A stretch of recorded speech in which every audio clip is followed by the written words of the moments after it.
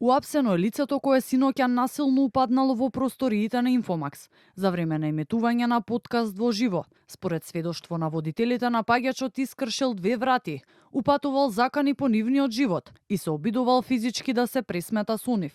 Како што информира од МВР, станува збор за 43 годишник од Скопје, лице со здравствени проблеми, кое претходно било спроведувано во психијатриската болница Бардовци.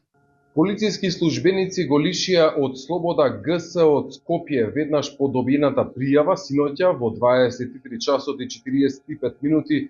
По целосно расчистување и документирање на случајот против ГС ќе биде поднесена кривична пријава по брза постапка. На вонредна пресконференција, лидерот на опозицијската СДСМ Венко Филипче го осуди нападот, нарекувајќи го еден од најголемите медиумски инциденти. Повиците за насилство, представници и симпатизери на власта, резултираа со најголемиот медиумски инцидент после упадот во А1 телевизија од 2010 година. Според информациите што ги добивме, напаѓачот е член на владеачката партија ВМРО ДПМН. Злоупотребата на власта и на МОКТА синоќа ја видовме на дело. Слободата на граѓаните и слободата на медиумите е загрозена. Нападот го осудија и од ВМРО ДПМН.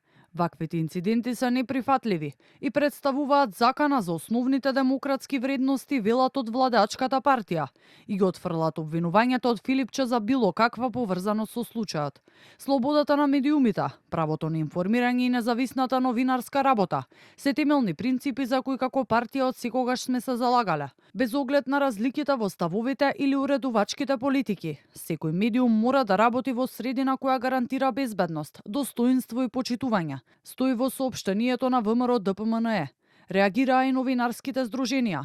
Од Здруженијето на новинари на Македонија бараат најстрога санкција за сторителот, со цел спречување на идни напади и очекуваат ефикасно постапување од надлежните институции.